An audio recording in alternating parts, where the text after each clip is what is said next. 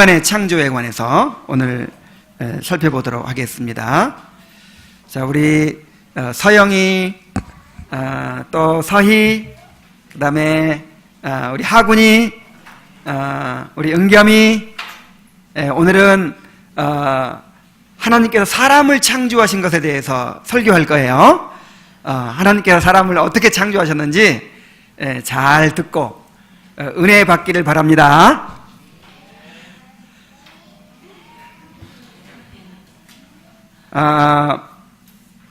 우리 인간 창조의 과정은요, 그 과정부터가 너무나 특별했어요. 자, 인간은 맨 마지막에 창조하셨죠. 6일 동안 창조하셨는데 6일 중에서도 맨 마지막에 모든 만물을 다 창조하셔놓고 마지막으로 창조하셨어요. 이것이 무엇을 의미할까요? 모든 만물의 창조가 다 인간을 위해서 준비했던 것입니다. 인간이 주인공이었어요.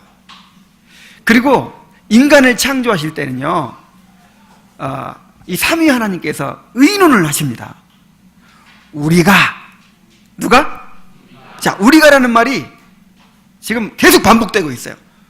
우리가 우리의 형상과 모양대로 우리가 사람을 만들자. 삼위 하나님이 사람을 만드는 일에 서로 의논하셨다는 거예요. 그리고 협력하셨다는 거예요. 물론 모든 일을 다 삼위 하나님이 하시죠. 그런데 이렇게 삼위 하나님의 그 의논과 협력을 이 성경에 기록해 놓은 것은 누구를 위해서였을까요? 우리를 위해서. 하나님이 지혜가 부족해가지고 우리 지혜를 짜보자 이러시겠어요? 우리에게 인간의 창조는 그만큼 특별하다는 사실을, 하나님이 그렇게 심혈을 기울여서 모든 정성을 다해서 기뻐하심으로 그렇게 인간을 창조하셨다는 것을 우리에게 드러내 주는 것입니다. 특별히 인간의 존귀함을 보여주는 것은 뭐냐면, 인간이 하나님의 형상대로 지음받았다는 거예요. 누구 형상대로? 하나님의 형상대로. 인간이 하나님의 형상대로 지음받았다, 또 하나님의 형상이다라고 하는 것처럼 그 인간의 존귀함을 드러내주는 표현은 없습니다. 오늘 하나님께서 인간을 창조하신 과정을 우리 자세히 한번 살펴보면서 인간이 어떤 존재인지를 깨닫게 되시기를 바랍니다.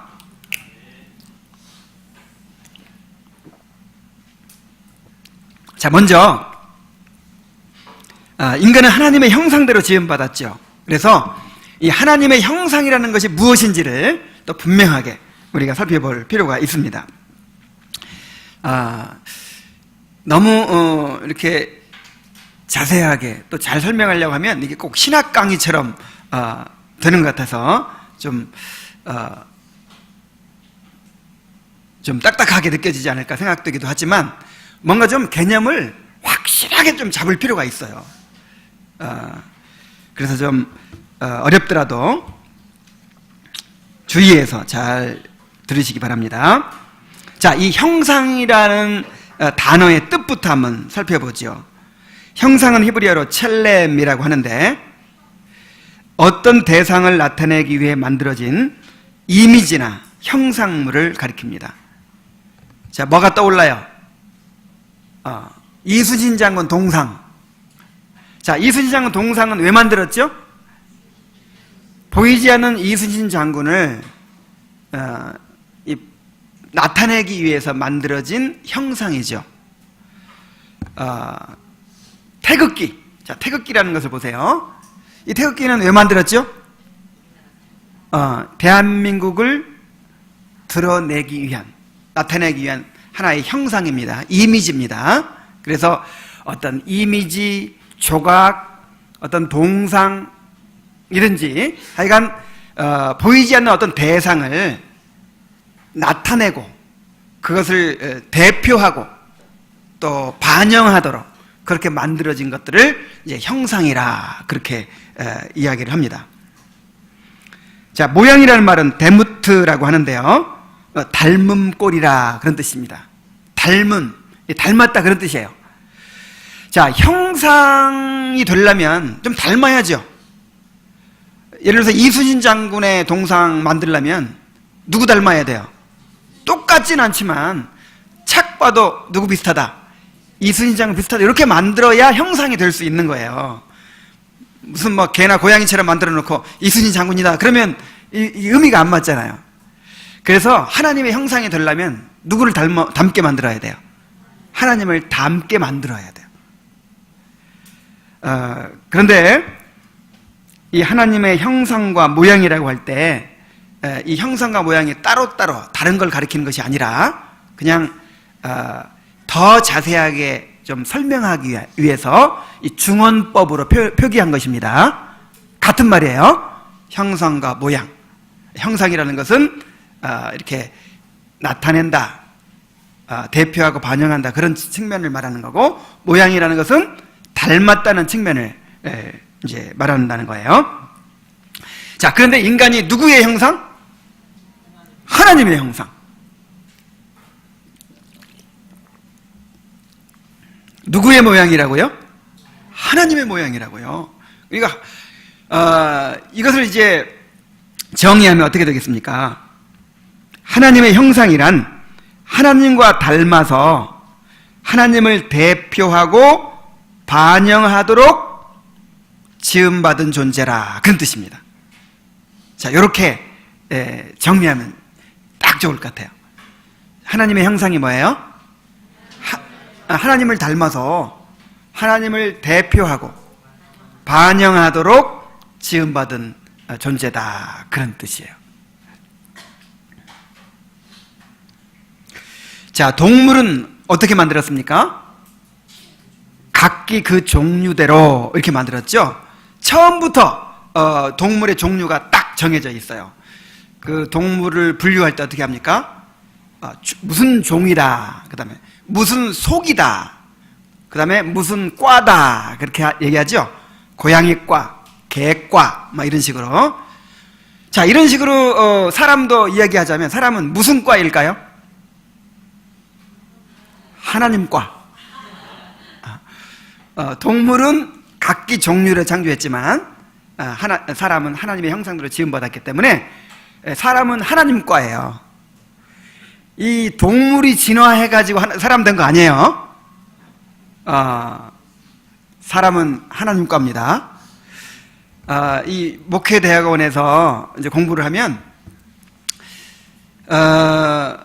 이제 그 성경에 대해서도 또 다시 한번 이렇게 공부를 하고, 그 다음에 또 어떤 인문적인 소양을 위해서도 무슨 인문학에 대해서도 음악에 대해서도 뭐 여러 가지를 또 이렇게 전문가들을 모셔다가 또 강의를 듣고 해요. 근데 이번에는 그 창조 과학에 대해서 또 전문가가 오셔가지고 강의하는 강의를 한 3시간 들었는데, 여러분 저를 보세요. 제가 어떻게 보입니까? 하나님의 형상으로 보입니까? 제 모습을 보면은 완벽한 대칭을 이루고 있죠. 이렇게. 이거 하나만으로도요, 인간이 하나님의 창조물이라는 증거가 됩니다. 만약에 그냥 어떤 물질이 저절로 물질에서 생명체가 나오고 그 생명체가 저절로 진화해가지고 이렇게 이제 고등생물이 되고 또 이제 사람이 되고 그렇게 되었다면 이렇게 정확하게 대칭으로 생길 필요가 없어요. 그렇잖아요?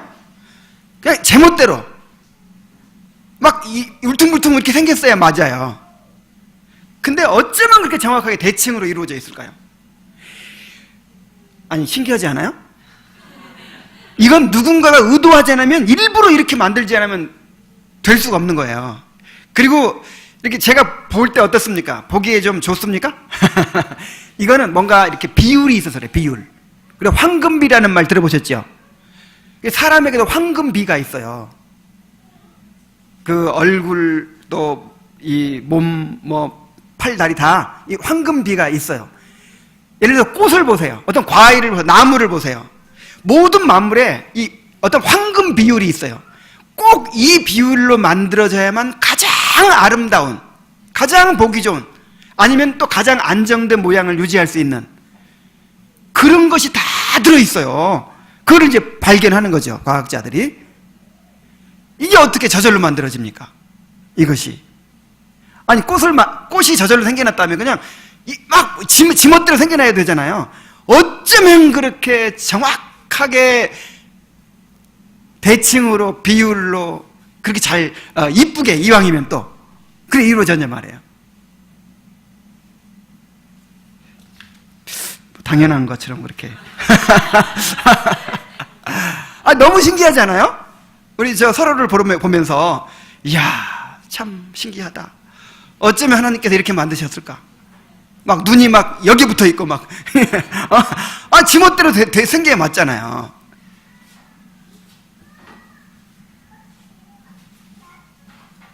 사람은 하나님께서 하나님의 형상대로 지으셨어요. 이 하나님의 형상에 대해서 더 자세하게 한번 들어가 봅시다. 자, 하나님의 형상의 내용. 왜 하나님을 닮았다고 하는데, 그럼 뭐가 닮았냐? 그 닮은 내용을 한번 살펴봅시다. 이 넓은 의미에서의 하나님의 형상이 있고요, 좁은 의미에서의 하나님의 형상이 있어요. 자, 넓은 의미에서의 하나님의 형상은 인간의 본성과 구조를 가리키는 것입니다. 예를 들어서 지정의의 인격을 가진 것입니다. 지는 뭐예요? 뭔가 생각이 있죠, 인간은. 그 다음에 정은 감정이 있죠.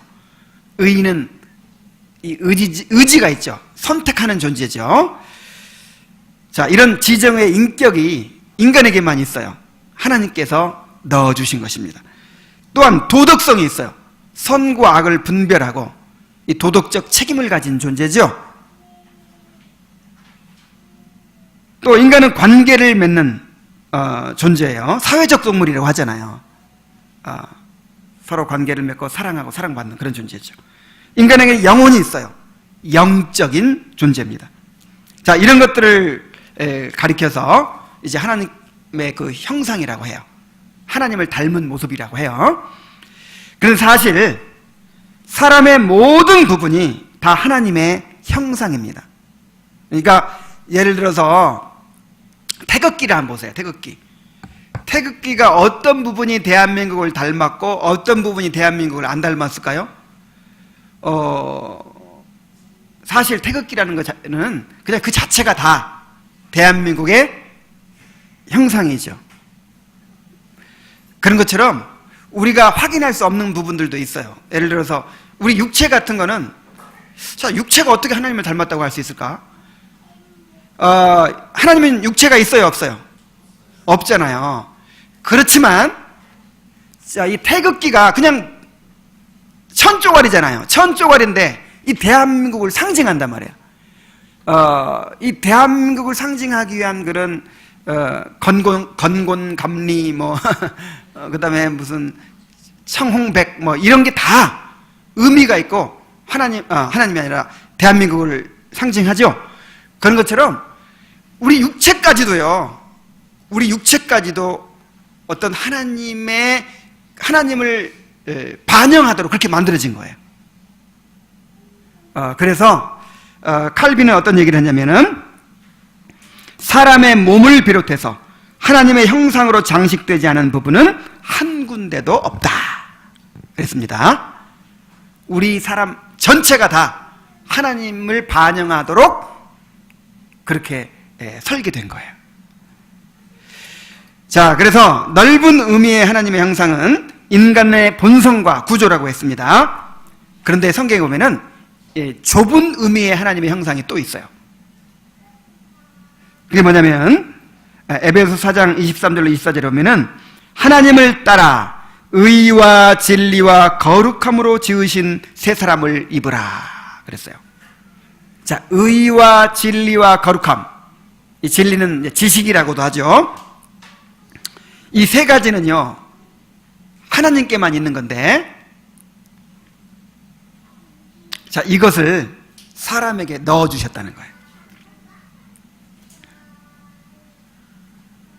그래서 이것을 이제 이 세 가지가 있어야만이 인간이 하나님의 율법에 순종할 수 있고 하나님께 온전한 영광을 돌릴 수가 있어요. 그래서 요거를 원의라고도 합니다. 원의. 뭐라고요? 원의. 원의가 좁은 의미의 하나님의 형상입니다. 그런데 인간이 범죄하고 타락했을 때 하나님의 형상을 잃어버렸다고 하죠? 하나님 형상을 잃어버렸어요. 그런데 또 여전히 하나님의 형상이라고도 해요. 자, 지금 우리가 하나님의 형상이에요, 아니에요? 형상이죠. 형상을 가지고 있죠, 또. 그런데 또 하나님의 형상을 잃어버렸다고 하잖아요. 잃어버린 건 뭐고, 현재 남아있는 건 뭘까요? 그래서 넓은 의미의 형상, 좁은 의미의 형상으로 구분해서 이야기하는 거예요. 하나님께서 인간을 처음 창조하셨을 때 하나님의 율법에 완벽하게 순종할 수 있도록, 온전히 하나님의 영광을 위해 살 수 있도록 이 의와 진리와 거룩함을 넣어주셨는데, 인간이 범죄하고 타락함으로 말미암아 이 원의를 잃어버렸어요. 그래서 이제 넓은 의미의 형상만 남은 거예요. 자, 이렇게 이해하면 돼요. 이 넓은 의미의 형상, 지정의의 인격이라든지 또 이제 도덕성, 관계성 뭐 이런 것들은 이제 어떤 인간에게 주신 어떤 능력이라고 할 수가 있어요. 능력. 그 능력을 잘 발휘하도록 만들어진 것이 주신 것이 뭐냐면 좁은 의미의 형상, 의와 진리와 거룩함이라고 할 수 있어요. 그러니까 예를 들어서 내가 생각하고 느끼고 뭔가를 선택하는 그런 능력이 있단 말이에요. 누군가를 사랑하고 뭔가 관계를 맺는 그런 능력이 있단 말이에요. 자, 이런 능력 자체는요, 이제 악하게 될 수도 있고 선하게 사용될 수도 있는 거예요. 여러분, 사랑하는 능력이 있죠? 이 사랑하는 능력을 잘 사용하면 어떻게 돼요? 아주 아름다운 열매를 맺겠죠. 근데 내가 나만 사랑해, 아니면 우상을 사랑해, 쾌락을 사랑해, 그럼 어떻게 돼요? 그 사랑이 죄를 낳는 거잖아요. 내가 머리가 너무 좋아가지고 그 좋은 머리로 막 하나님을 알아가고 그 다음에 하나님의 창조하신 세계를 알아가고 그러면 그 지식이 엄청나게 좋게 쓰여지겠죠. 그런데 내가 이 좋은 머리를 가지고 어떻게 하면 내가 남의 돈을 더 많이 뺏을 수 있을까? 어떻게 하면 내가 남의 것을 빼앗아서 내가 더 풍족하게 살 수 있을까? 만약에 이런 식으로 발휘를 하면 어떻게 되겠어요? 완전히 재앙이잖아요. 자동차를 만들면 자동차를 막 시속 수백 킬로로 달릴 수 있도록 하고 막 온갖 장치를 다 만들었어요. 근데 자동차를 제대로 굴러가도록 하기 위해서는 뭐가 필요하죠? 브레이크라든지 이 조절 장치가 필요하죠. 만약 그게 없으면 어떻게 되겠어요? 자동차가 흉기가 되잖아요. 그런 것처럼 인간을 이렇게 능력 있는 존재로 만드시고 그거를 잘 발휘하도록 넣어주신 것이 뭐예요? 의와 진리와 거룩함. 이 좁은 의미의 형상, 원의라면 원의. 그런데 이 원의를 잃어버린 거예요. 그래서 이제 뭐만 남았어요? 넓은 의미의 형상만 남았어요. 그래서 이거를 제대로 발휘해요, 못해요? 이제는 완전히 빗나가가지고 사랑하는 능력을 어디다 발휘해? 이제 사랑의 방향이 바뀌었어요. 하나님을 사랑하는 것이 아니라 자기를 사랑하고, 이제 자기를 위해서 뭔가 이제 자기를 유익을 줄 것들을 사랑하게 되죠. 인간의 지식과 지혜와 또 이 모든 것들을 다 이제 죄 짓는 일에 사용하는 거예요. 그래도 여전히 인간은 하나님의 형상입니다. 그런데 중생할 때, 거듭날 때 이 원의가 회복되는 거예요. 의롭다함 받았다고 하죠? 의롭다함 받고, 그 다음에 우리가 진리를 이제 알게 되죠? 그 다음에 거룩함 완벽한 존재가 되죠. 의와 진리와 거룩함을 회복하는 거예요. 원의를 회복하게 되는 거예요. 그리고 성화가 무엇입니까? 점점 이제 우리 안에 있는 그 하나님의 형상이 점점 이제 온전해져 가는 것입니다. 자, 하나님의 완벽한 형상이 있는데 누구시죠? 예수 그리스도가 하나님의 완전한 형상입니다.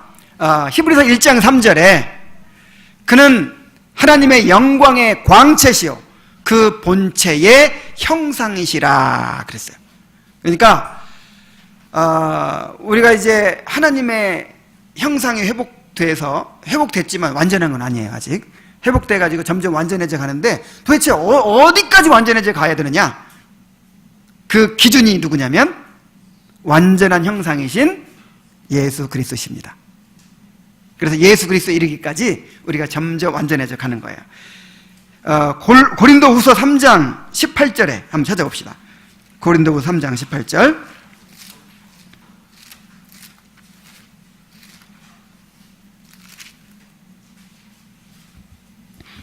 우리가 다 수건을 벗은 얼굴로 거울을 보는 것 같이 주의 영광을 보매 그와 같은 형상으로 변화하여 영광에서 영광으로 이르니 곧 주의 영으로 말미암음이니라. 자, 우리가 주의 영광을 보는 이제 복을 누리게 되죠. 구원이 뭐냐면, 구원받는다는 게 뭐냐면 주님의 영광을 보게 되는 거예요. 자, 주님의 영광을 봅니다.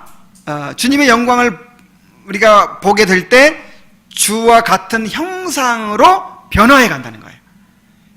그래가지고 점점 영광에서 영광으로 이른다. 점점 영광스러워져 간다. 그래야 나중에 완성이 어떻게 돼요? 그리스도와 같이 되는 거예요.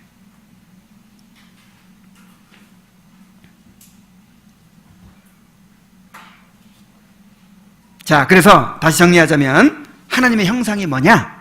넓은 의미에서는 인간의 본성과 구조를 가리키는 것이고, 좁은 의미로는 의와 진리와 거룩함을 가리키는 것이다. 그런데 그렇게 만드신 목적이 있어요. 그렇게 하나님을 닮게 만드신 목적, 어떤 기능을 하게 하기 위한 것이죠. 그래서 기능의 측면에서 보자면 두 가지로 요약할 수 있어요. 하나는 뭐냐면 하나님께서 인간을 하나님의 형상대로 창조하신 목적은 하나님과 교제의 대상이 되게 하신 것입니다. 하나님께서 천지 만물을 창조하셨는데, 그래서 다 하나님의 영광을 드러내죠. 해와 달과 별들이 하나님의 영광을 드러내고, 저 아름다운 꽃들이 하나님의 영광을 드러내고, 저 동물들이 하나님의 영광을 드러내요.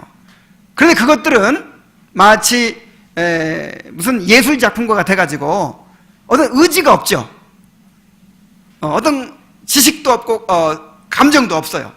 그냥 본능적으로, 자동적으로 그렇게 꽃이 활짝 피어가지고 하나님이 이렇게 잘 이쁘게 만드셨다 이렇게 영광을 나타내는 것이죠. 그런데 하나님은 인간을 하나님의 형상대로 인격적인 존재로 창조하셔서 이제 하나님과 주고받고 자발적으로 하나님을 발견하고 하나님을 알아가고 하나님을 사랑하고 하나님이 창조하신 세계를 막 연구해가지고 발견하고, 하나님 이렇게 아름답게 창조하셨네요. 여기도 이런 비밀이 숨어 있었네요. 이야, 하나님 정말 놀랍습니다 하고 하나님을 찬양하고 막 이렇게 하나님과 주고받고 교제하고 이런 존재를 얻고자 하셨어요.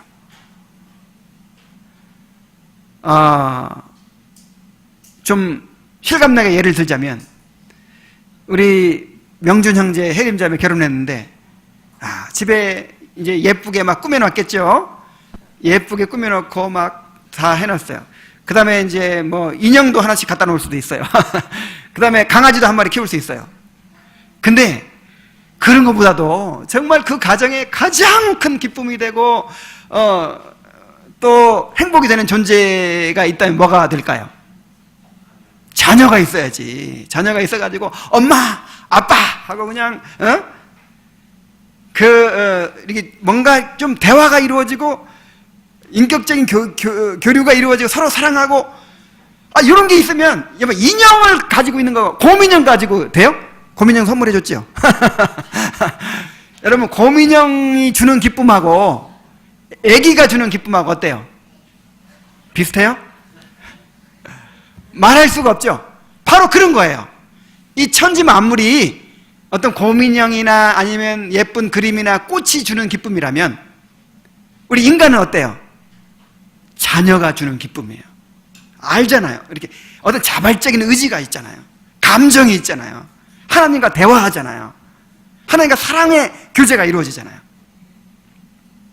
그래서 하나님과 사랑의 교제 가운데서 하나님을 알아가면서 하나님을 반영하도록, 나를 통해서 하나님이 막 이렇게 드러나면 하나님께서 얼마나 기쁘시겠어요. 그래서 하나님과의 교제의 대상이 되도록 우리를 그렇게 창조하신 것입니다. 또 더욱 중요한 것은 뭐냐면, 하나님이 창조하신 만물을 다스리게 하신 것입니다. 이 하나님이 직접 다스리실 수 있는데, 인간을 만드시고 나서 인간에게 모든 권한을 위임해 주십니다. 이 모든 만물을 어떻게 하라? 다스리라. 완전히 하나님의 이제 통치권을 위임해 주시죠. 그래서 이 부분에 대해서는 또 뒤에 또 반복해서 나오니까 뒷부분에 가서 설명을 하겠습니다. 그래서 사실은 여기서 이제 하나님의 형상이라고 할 때 바로 이 부분을 가장 강조한 거예요. 이 만물을 다스리는 역할, 하나님을 대신해서 만물을 다스리는 역할을 갖게 된 것을 이제 하나님의 형상이라고 한 거예요.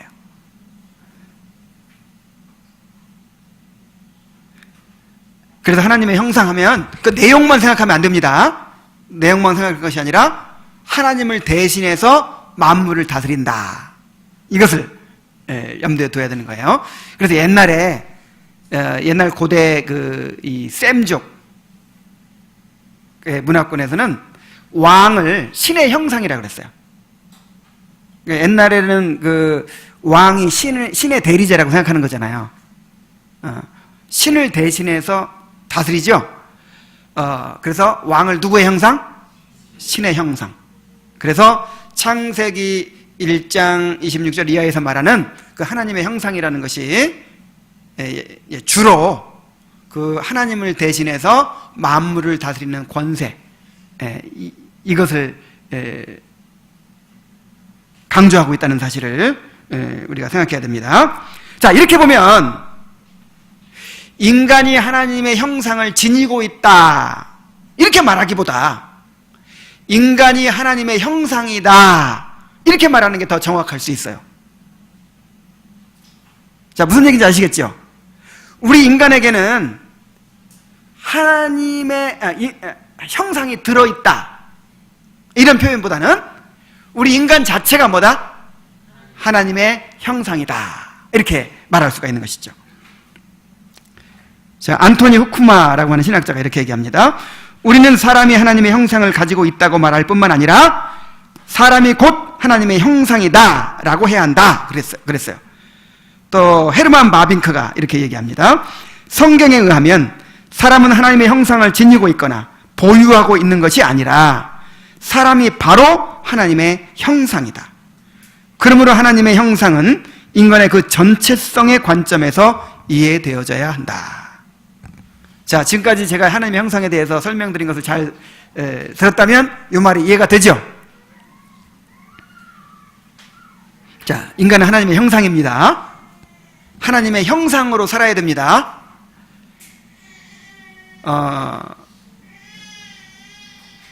내 자신을 어떤 존재로 여기느냐에 따라서 그 삶이 달라질 수 있는 거예요.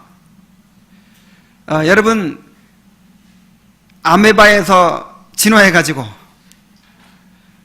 동물에서 진화해가지고 내가 존재한다, 그러면 그 사람은 어떻게 살까요? 동물처럼 살겠죠. 동물이 무슨 절대적인 윤리 기준이 무슨 필요가 있어요? 동물에게 무슨 하나님이 있어요? 그냥 내 쾌락을 위해 살고 내 행복을 위해서 그냥 살면 되는 거죠. 그리고 내가 무가치하다고 느껴지면 그냥 삶을 포기하는 것이죠. 그러나 내가 누구예요? 하나님의 형상이에요. 하나님의 형상이라는 말은 하나님을 대표하고 반영한다는 그랬죠. 하나님을 뭐 해요? 대표하고 반영해요. 그러니까 하나님이 안 보이는 곳에서는 누가 하나님이야? 내가 하나님인 거예요. 하나님 노릇을 하는 거예요. 말하자면 하나님 노릇을, 역할을 하는 거예요. 이게 얼마나 참 이게 엄청납니까? 하나님의 형상으로 스스로를 인식하시기 바랍니다. 거울을 딱 보면서 야, 원숭이보다 더 잘 진화했네. 그게 아니라 야, 하나님 닮았네. 나 하나님의 형상이다. 이렇게 느껴져야 됩니다. 그리고 하나님의 형상으로 살아가야죠. 하나님을 대표하며 살아가야죠. 하나님을 반영하며 살아가야죠.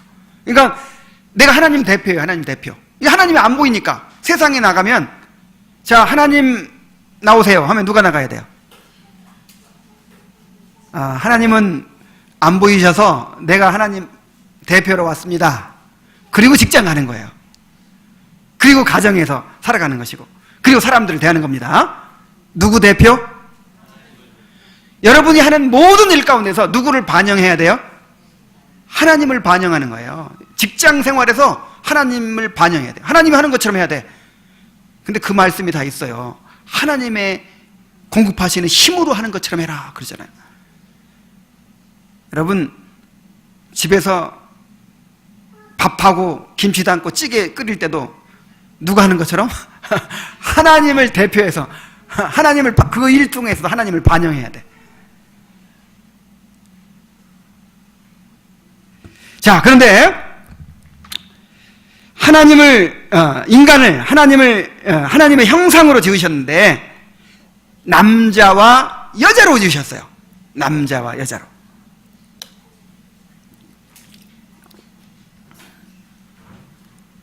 자, 다른 동물들은요, 이렇게 남자와 여자로 만들었다 이런 내용이 없죠. 실제로는 암수로 만들었지만 이런 내용이 기록되지 않았어요. 그냥 만들었다, 종류대로 만들었다 그랬어요. 그러니까 그냥 암수 여러 쌍을 동시에 만든 거예요. 이 물고기 만드실 때 물고기 딱 2마리 만들어 가지고 빨리 번성해 그랬을까요? 그냥 물에 가득하라 할 때 물고기가 그냥 한꺼번에 가득하게 된 거예요. 그리고 하늘에는 새가 날으라 그럴 때 그냥 하늘에 새가 무수하게 날게 된 거예요. 이 동물은 그냥 딱 암수 2마리만 만드는 게 아니에요. 그냥 여러 쌍을 그냥 만든 거예요. 근데 인간은 한 남자, 한 여자만 딱 만들었어요. 그리고 그 한 남자, 한 여자가 연합해서 한 몸을 이루게 하셨어요. 자, 왜 이렇게 하셨을까요? 어제 우리 결혼 예배 할 때 배웠죠? 이 한 남자와 한 여자가 연합해가지고 한 몸을 이루고 한 가정을 이루는 것을 통해서 삼위 하나님을 알아가고 삼위 하나님을 반영하도록 하신 것입니다. 자, 하나님은 성부, 성자, 성령 삼위일체로 계시잖아요. 그 하나님의 존재의 양식 자체가 이 공동체적이잖아요. 그래서 서로 사랑하고 서로 협력하고 서로 질서와 조화를 이루고 그렇게 존재하시잖아요. 그 하나님을 알아가기 위해서는 혼자만으로는 안 돼요. 그 하나님을 또 알아가기 위해서는 서로 발견한 것들을 나누고 서로 함께 협력을 해야 돼요. 그래서 인간을 남자와 여자로 창조하시고 서로 한 몸을 이루게 하셔서 그렇게 함께 하나님을 알아가고 또 하나님을 그렇게 반영하게 하신 것입니다. 하나님이 삼위일체인데 나는 딱 혼자 살아가는 거야. 그러면 온전히 반영할 수가 없죠.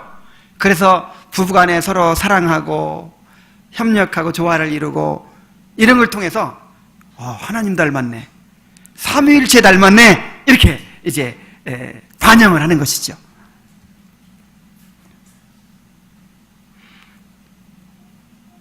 자, 그리고 모든 인류가 한 가족이 되게 하신 것입니다. 하나님은 능력이 많으시기 때문에 이 땅에 가득하게 하는 방법 간단하죠? 한 50억 인구가 생겨나거라. 그러면 어떻게 돼요? 50억 인구가 생겨날 수 있어요. 근데 하나님은 그렇게 안 했단 말이에요. 아담과 하와 딱 한 남자 한 여자만 창조하시고, 그 다음에 땅에 가득 퍼뜨리는 거는 누가 하도록 하셨어요? 그 두 사람을 통해 다 나오게 하셨어요. 그래서 인류를 한 가족으로 만드셨다 하는 것을 우리가 깨달아야 됩니다. 사실 죄로 말미암아서 이렇게 다 분리돼서 그렇지, 나중에 천국이 완성되면 한 가족이 되는 거예요. 한 가족이. 그것을 예표하는 것이 뭐냐? 바로 교회입니다. 자, 오늘날 이 세상을 보세요. 내 가족, 내 자식만 귀하게 여기고 그냥 이기적으로 살아가잖아요. 그죠? 뭐 남이야 죽든 살든 그냥 정말 삭막해요. 그래서 이 가정을 벗어나면 삭막해. 근데 원래는 하나님의 의도는 그게 아니라 온 인류가 한 가족이 되게 하시는 거예요. 그래서 언약을 맺을 때도 누구와만 맺었어요? 아담이 우리를 대표해서 맺었잖아요. 그런데 이제 이 죄가 다 없어지고 이제 새하늘과 새 땅이 이루어질 때는, 그때는 온 인류가 한 가족이 되는 거예요. 온 인류가. 말하자면 지금은 이 부부간에만, 부모 자식간에만 이렇게 서로 사랑하지만 그때는 똑같아지는 거예요. 그러니까 그때는 이런 가족이 필요가 없어. 지금 오늘 결혼했지만, 어제 결혼했지만 영원한 거 아니에요? 딱 앞으로 몇십 년. 그때까지만 열심히 사랑하고 사세요. 이제 천국에서는 우리가 다 한 가족인 거야. 그래서 그걸 예표하는 것이 뭐라고요? 교회. 그래서 교회는 헬라인이나 유대인이나 뭐 로마인이나 뭐 종이나 자주자나 여자나 남자나 뭐 부자나 가난한 자나 다 이 공동체 안에서 한 가족을 이루는 거예요. 그래서 장차 이루어질 천국을 보려면 어디가 보면 돼요? 교회와 보면 돼요. 교회. 여러분, 이 교회 공동체는 한 가족인 거예요. 한 가족이에요.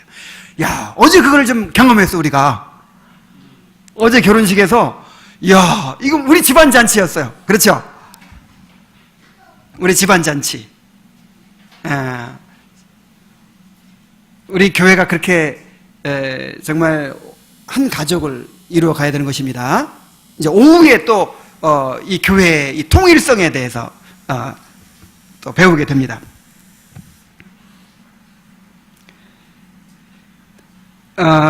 특히 경건한 자손을 얻게 하기 위해서였다, 이렇게 말라기 2장 15절에 말씀하고 있습니다. 자, 말라기 2장 15절에 보면은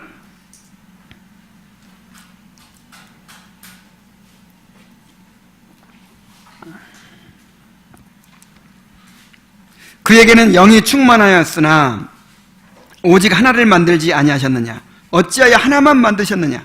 이는 경건한 자손을 얻고자 하심이라. 그러므로 내 심령을 삼가 지켜 어려서 맞이한 아내에서 거짓을 행하지 말지니라. 자, 하나님은 얼마든지 남자를 많이 만들고 여자를 많이 만들 수 있어요. 아니면 남자 하나에 여자를 그냥 몽땅 만들든지. 그런데 능력이 많으신 분이고 얼마든지 할 수 있는데 딱 여자 하나, 남자 하나. 왜 이렇게 만드셨다고요? 경건한 자손을 얻고자 함이라. 온 인류를 한 가족으로 만드셔가지고 이제 그 신앙을 전수하는 거죠. 언약을 전수하는 거죠. 그래가지고 무조건 사람들이 많아지는 것이 중요한 게 아니고, 자, 하나님의 형상대로 지음받은 사람들이 온 땅에 가득해가지고 여기서도 하나님을 반영하고 저기서도 하나님을 반영하고 막 그러기를 원하시는 건데, 무조건 사람이 많다고 좋은 게 아니라 어떤 자손이 많아져야 돼요? 경건한 자손이 많아져요. 경건한 자손.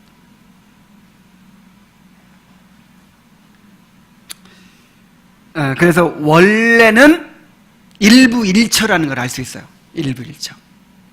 그것이 이제 타락하면서 이렇게 막 일부 다처가 이렇게 생기게 된 것이지, 원래 처음에는 일부일처 였다는 걸 알 수 있어요.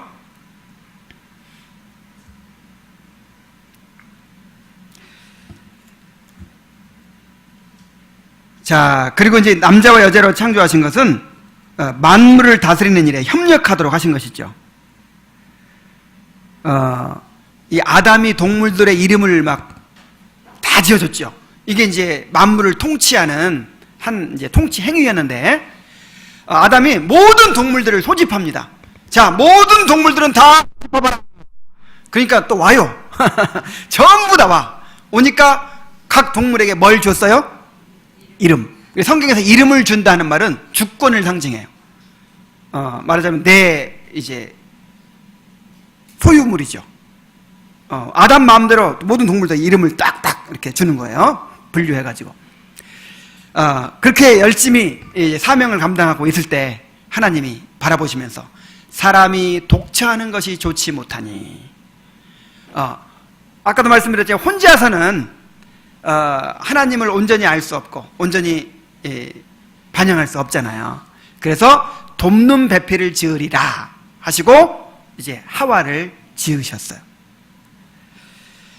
그래서 이 만물을 다스리는 그런 사명은 남자에게 주셨습니다. 근데 이제 그래서 남자가 이제 어제 결혼한 우리 박명준 형제가 이제 하나님께서 주신 이 사명을 감당하는 책임을 가진 거예요. 그러면 해림자매는 나는 그 사명 없어, 그게 아니라 대표자라는 거죠. 대표. 그 가정에서 이제 이 창조 세계를 다스리는, 관리하는 그런 책임을 이제 명준 형제가 대표해서 지고 있는 거예요. 그런데 해림자매는 책임이 없는 게 아니고, 해림자매는 어떻게 해야 돼요? 돕는 배필로서 이제 열심히 도와서 이제 사명을 감당하도록 해야 되죠. 근데 돕는 배필이라고 하니까 별로 역할이 없는 것 같은데 그렇지 않습니다. 돕는 배필에게 달려있는지 몰라. 아담과 하와를 보면 그래요. 자, 아담은 누구 때문에 실패했죠? 하와 때문에. 이 돕는 배필이 어떻게 하느냐에 따라서 이 가정의 운명이 또 달려있어요. 이건 다음 주에 할 건데 다음 주에 그때 더 자세하게 하겠습니다. 어쨌든 이게 이제 아담과 하와를 창조하신 목적이었단 말이에요. 그래서 다음에 이제 말씀드릴 것이기도 하지만, 이렇게 그러니까 남자가 좀 더 높고 여자는 좀 더 밑에고 이런 생각을 하면 오해예요. 이게 성부, 성자, 성령 그런 개념으로 생각해야 돼요. 자, 성부가 높아요, 성자가 높아요, 성령이 높아요? 동등해요. 동등한데 질서가 있죠. 항상 성부가 대표해요. 성부는 그런 차원이지. 그러니까 여자는 나보다 좀 못해, 여자를 무시하고 그럼 돼요, 안 돼요? 막 안 된다, 여자들이 다 그러네. 동등한 거예요. 완벽하게 남편과 아내는 동등한 거예요. 근데 질서상으로 남편이 대표하고 아내가 이제 협력하는 것이죠. 자, 이제 이 내용으로 하나님께서 복을 주십니다. 생육하고 번성하여 땅에 충만하라, 이렇게 복을 주시죠. 이게 무슨 말이냐면 자손을 낳아서 번식을 해서 이제 하나님의 형상대로 지음받은 인간이 이 땅 전체에 가득하게 하라는 거예요. 그래서 그냥 여기 가도 하나님의 형상, 저기 가도 하나님의 형상. 이 하늘의 별들도 몇 개 만드셨어요? 엄청 세일 수도 바닷가 모래보다 더 많이 만드신 것처럼 인간도 그렇게 하나님의 형상대로 지음받은 인간이 그냥 온 땅 퍼져가지고 하나님의 영광을 나타내도록 그렇게 하신 거예요.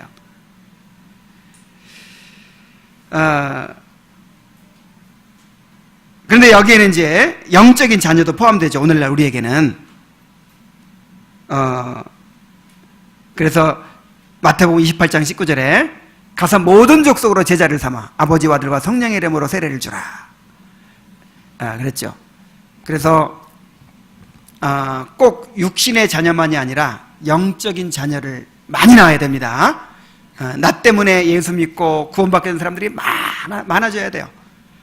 이 교회로 인해서 이제 하나님의 백성들이 이 땅에 가득하도록 해야 될 책임이 우리에게 있습니다. 그런데 그 중에 가장 중요한 방법이 뭐냐면 실제로 아기를 낳아서 경건한 자손으로 길러내는 거예요. 이보다 더 확실한 방법은 없죠. 그래서 자녀를 많이 낳아야 돼. 자녀를 많이 낳아서 경건한 자손으로 길러내야 돼. 이보다 더 중요한 사명은 없어요. 여러분, 생육하고 번성하는 것은 하나님의 축복이죠. 무자식이 상팔자입니까? 이거는 진짜 이게 잘못된 생각이에요. 오늘날 자녀를 낳다 보니까 너무 기르기 어렵고 고생스럽고 그래서 그냥 자녀를 조금만 낳든지 안 낳든지 이거는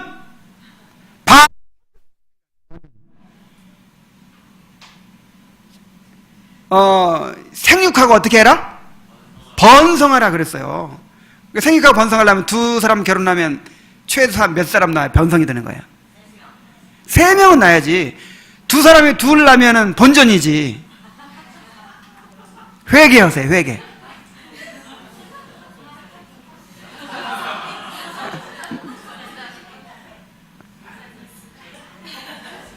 저는 넷을 낳았잖아요. 근데 둘을 잃어서 그렇지. 지금이라도 내가 하나님 허락만 하시면 더 낳고 싶어요. 그래서 우리가 생각을 바꿔야 됩니다. 이 세상이 생각하는 생각이 자꾸만 우리 안에 들어와가지고 애기 많으면 고생스럽잖아요. 그리고 이거 어떻게 다 키워? 자꾸만 이런 생각하는 거예요. 이렇게 하면 과외도 못 시키고 학원도 못 보내고 그래서 대학도 못 보내고 그러면 뭐 어떻게 하느냐? 고등학교 많이 나세요. 아니 고등학교만 보내면 어때? 시편 127편 3절로 5절에 자식은 여호와의 주신 기업이요 태의 열매는 그의 상급이로다. 여러분 이 말씀 믿습니까? 자식이 여러분에게 주신 기업이라고 하잖아요. 상급이라고 하잖아요. 아니 상급을 조금 받고 싶어요? 많이 받고 싶어요? 상급 많이 받으세요. 자, 그 다음에 이제 주신 축복이 뭡니까? 땅을 정복하라, 모든 생물을 다스리라 그랬죠. 이 정복하라는 말은 이제 1차적인 의미가 발로 밟다 그런 뜻인데 세상의 모든 곳을 다니면서 그것을 자신의 발로 밟고 삶의 터전으로 삼으라 그런 뜻이에요. 이제 생육하고 번성해가지고 하나님께 창조하신 모든 세계를 다 이제 인간의 그 삶의 터전으로 삼으라는 거죠. 그 다음에 다스리라는 말은 하나님이 창조하신 만물을 통치하라는 것이죠. 인간에게 하나님을 대신하여 창조 세계를 다스리고 하나님이 원하시는 문화를 가꾸어서 하나님 나라를 건설하라 하는 명령입니다. 자, 다시. 자, 다스리라는 말이 무슨 말이라고요? 이 하나님이 원하시는 그런 문화를 잘 가꾸어서 하나님 나라를 건설하라는 거예요. 그래서 이것을 무슨 명령? 문화명령이라고 하는 것입니다. 그래서 이제 우리가 밖에 나가서 행하는 모든 일들이 다 이 문화명령을 수행하는 일이 되어야 하는 것입니다. 직장에서 일하는 것도 결국 문화명령에 순종하는 일이에요. 직장에서 여러분 무슨 일 합니까? 뭐 아이들 가르치는 일도 하고 사진 찍는 일도 하고 그 다음에 또 무슨 자동차 만드는 일도 하고 무슨 뭐 머리 이쁘게 만들어주는 일도 하고 다 하죠. 그게 다 무슨 일이에요? 문화명령을 수행하는 일이에요. 그런데 그런 일을 할 때 어떻게 하느냐, 이게 중요한 거죠. 똑같은 일이라도 어떻게 하느냐, 이제 하나님의 통치가 드러나도록 하는 거예요. 똑같은 일을 하는데 똑같이 하루 종일 나사조이는데 그 사람은 어떻게 해요? 하나님의 통치를 받는 사람이 하는 건 다르겠죠. 똑같이 사진을 찍는데, 신혼부부 사진을 찍는데 이 사람은 하나님의 통치를 받는 사람이야. 그러니까 다르겠죠. 근데 어떻게 다른지는 잘 모르겠는데 어떻게 하여간 달라요. 그래서 사실 우리가 이 문화명령이라는 것을 또 생각할 때 오해하면 안 돼요. 그러니까 우리가 예수 그리스도의 정신으로 세상에 나가서 열심히 일하고 막 이 영향을 미쳐가지고 이제 이 정부가 하나님을 두려워하는 정부가 되고 학교가 막 하나님의 말씀을 가르치는 학교가 되고 사람들이 서로 사랑하게 되고 범죄 없는 마을이 되고 막, 여러분 그렇게 될까요? 안 될까요? 안 됩니다. 아니 그렇게 성령 충만한 초대교인들이 그렇게 만들었어요? 안 되는 거예요. 그래서 지나치게 그런 이제 우리 그리스도인들이 세상을 변화시켜야 한다, 여기에 또 이제 이렇게 집중해서 그런 운동을 하는 분들이 어떤 문제에 빠질까요? 첫째는 실제로 중요한 건 뭐예요? 중생하고 회심하는 거죠. 이런 것을 명확하게 드러내지는 못해요. 벌써 그런 걸 드러내다 보면은 이제 그런 일을 못하는 거야. 그 다음에 그렇게 복지에 힘쓰고 사랑을 전하고 막 그런 이런 세상을 더 좋은 세상으로 만들고자 하는 운동을 이렇게 하다 보면은 이제 이 복음이 약해지고요. 그 다음에 이제 그런 사람들과 협력하게 되잖아요. 뭐 교리가 다르더라도 그것이 목적이니까 카톨릭하고도 협력하고 뭐 다른 뭐 그래서 이제 부패하게 되기 쉬워요. 아니 그러니까 교리적으로. 그래서 지나치게 그런 윤리운동 또 이런 운동으로 지나치게 또 빠져서는 안 된다는 것을 생각해야 돼요. 이 문화명령을 생각할 때, 그래서 어제 제가 말씀드렸던 대로 우리가 그렇게 한다고 해서 세상이 바뀝니까? 어떨 때는 바뀔 수도 있어. 예를 들어서 그리스도인들 때문에 노예제도가 바뀌었잖아요.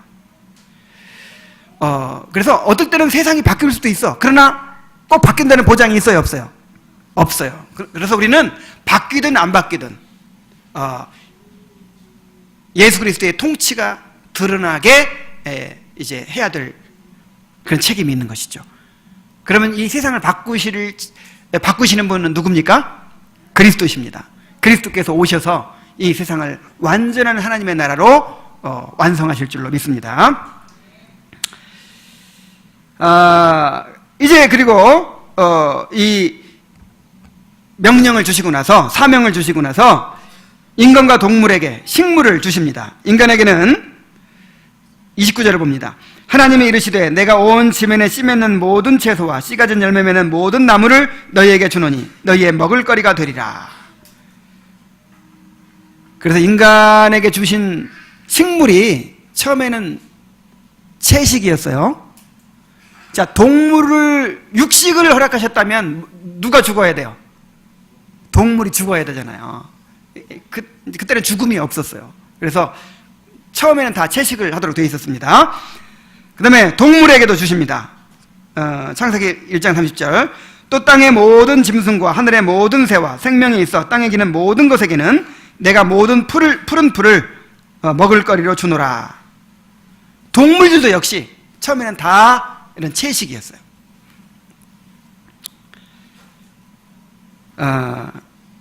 야, 정말 이 동물의 세계, 제가 동물의 왕국을 좋아해가지고 좀 보다가 요즘에는 안 봐요.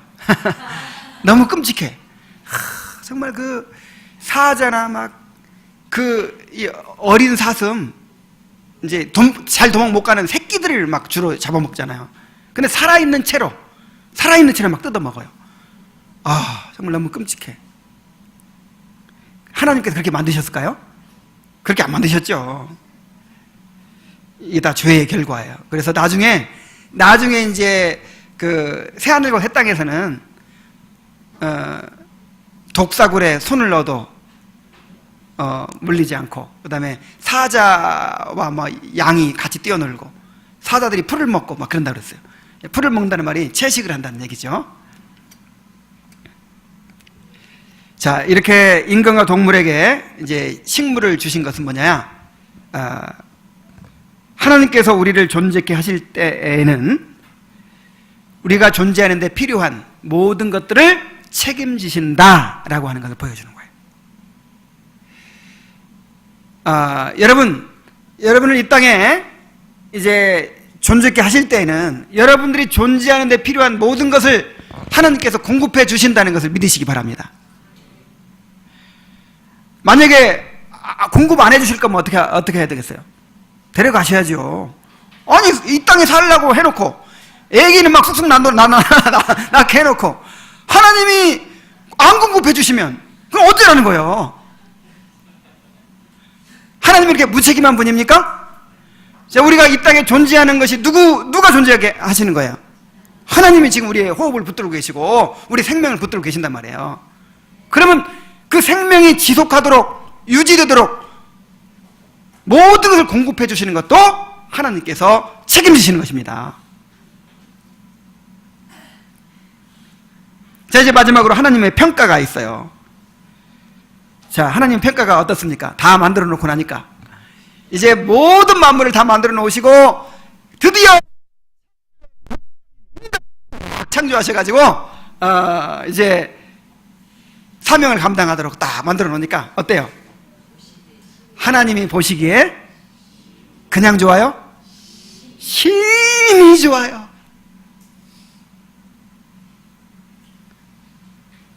자, 하나님이 지으신 그 모든 것을 보시니 그랬어요. 보셨다 그랬어요. 하나님이 다 보십니다. 보시고 보시니까 보시기에 심히 좋았더라. 하나님께서 의도하신 모든 것이 한치의 오차나 흠도 점도 없이 완벽하게 아름답게 그렇게 성취되었다는 것을 의미합니다. 하나님이 창조하신 세계가 얼마나, 우리 인간이 얼마나 아름다웠을까요? 그래서 얼마나 아름다웠냐면은 옷을 안 입었어. 처음에는 옷을 안 입었다니까요. 그냥 인간 자체가 하나님의 영광으로 막 둘러싸여 있는 거예요. 이야, 나중에 이제 우리가 영화대를 볼 때는요, 그냥 인간을 보면 우리가 엄청나게 멋진 무슨 경치를 본다든지 아니면 아름다운 걸 볼 때 탄복을 하죠. 이야, 아름답다.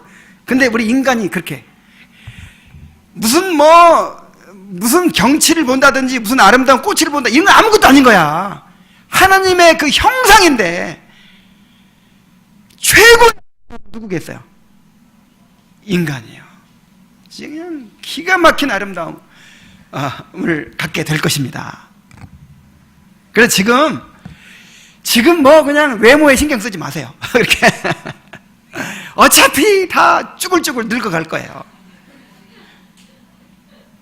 이쁜 사람들이 더 고통스럽대요.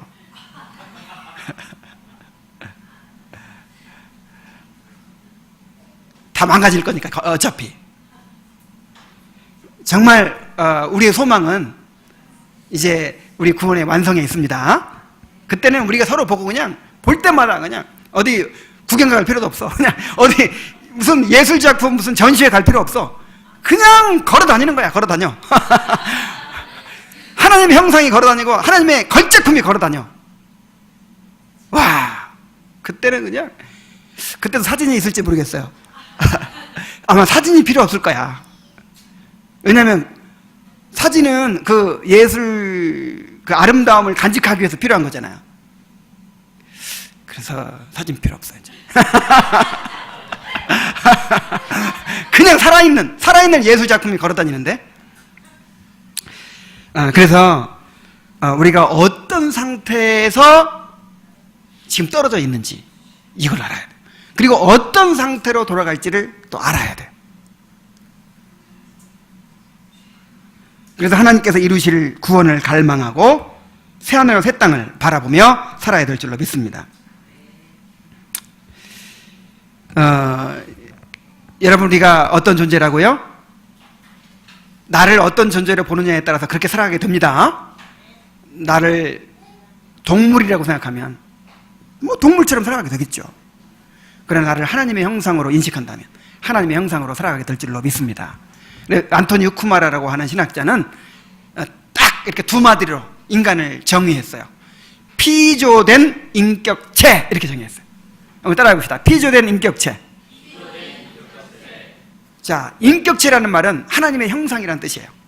우리는 하나님의 형상으로 지음받아서 만물을 다스리는 그런 존재입니다. 그런데 이렇게 놀라운 존재인데 어떻게 된 인격체라고요?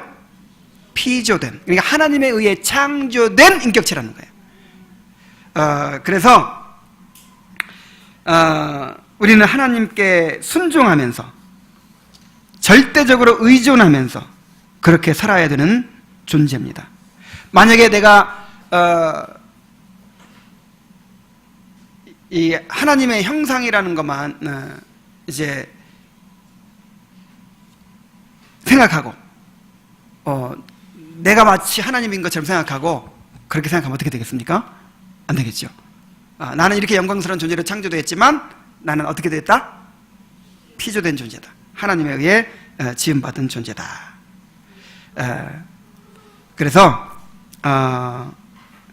내가 하나님의 형상대로 지음받은 영광스럽고 존귀한 존재예요.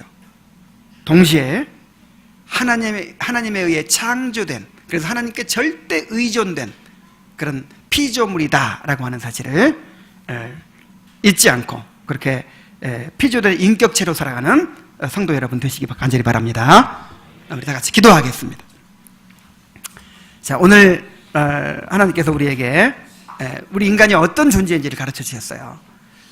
내가 하나님의 형상으로서의 존귀함을 잃지 않고 살아가게 하시고, 또 하나님에 의해 창조된 피조물임을 또 항상 기억하고 하나님께 의존하면서 순종하며 살아갈 수 있도록 해달라고 그렇게 우리 간절히 한번 기도합시다.